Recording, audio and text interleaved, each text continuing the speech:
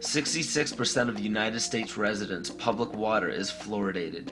It is known to have tremendous effects on bone cancer, joint problems, bone weakness, lowered estrogen and testosterone levels, and dental fluorosis, which is yellowing of the teeth and pitting in the enamel. Wouldn't it make more sense to enhance public water with vitamins which are meant to be ingested to promote overall health, rather than putting such a toxic chemical in our water with a bogus explanation that it will improve our dental health? We now know that fluoride causes more dental problems than it solves. Something doesn't seem right about this. Do you honestly believe that these companies care deeply enough for the people to spend large amounts of their own money to fluoridate public water when the people already purchase their own toothpaste? But there's a difference between toothpaste and drinking water. We don't ingest toothpaste. If you go to any hardware store and look at any rat poison product, you will only find one ingredient: sodium fluoride. It is the most toxic ionic molecule outside of potassium dichromate. Now Dannon, along with other companies, have begun fluoridating bottled water. It is becoming increasingly difficult to get away from. And the fact that fluoride is also used in many prescription antidepressants shows that it eliminates aggression and motivation in people.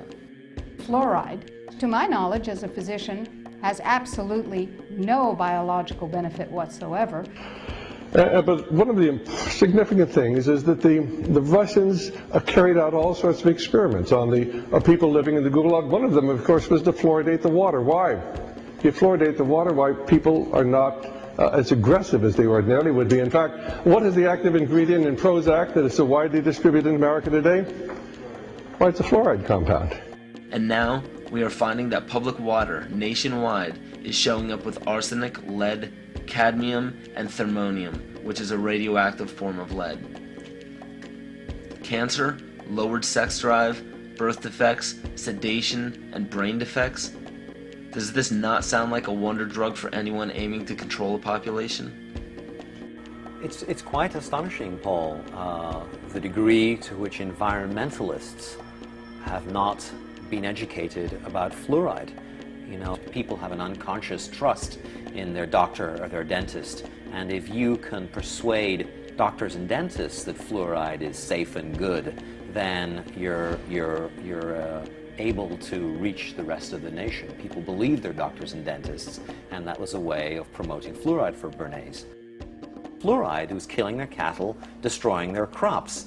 Fluoride given to rats had produced bone cancer and liver cancer, and that those results had been doctored to make it look as though fluoride hadn't caused as much cancer. The pattern that we saw, it typically is what we see with other neurotoxic agents that are well known to cause a hypoactivity or a memory problem or an IQ problem.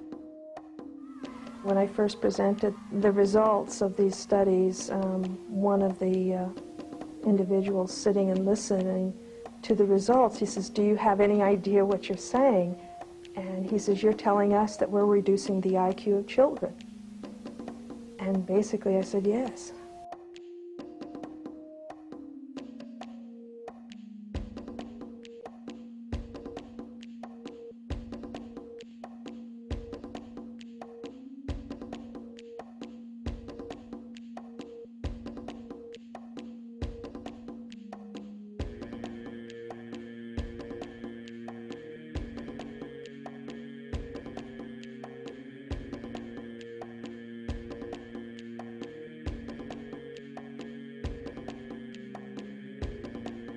Aspartame, the artificial sweetener found in almost every low sugar or sugar-free product on the market.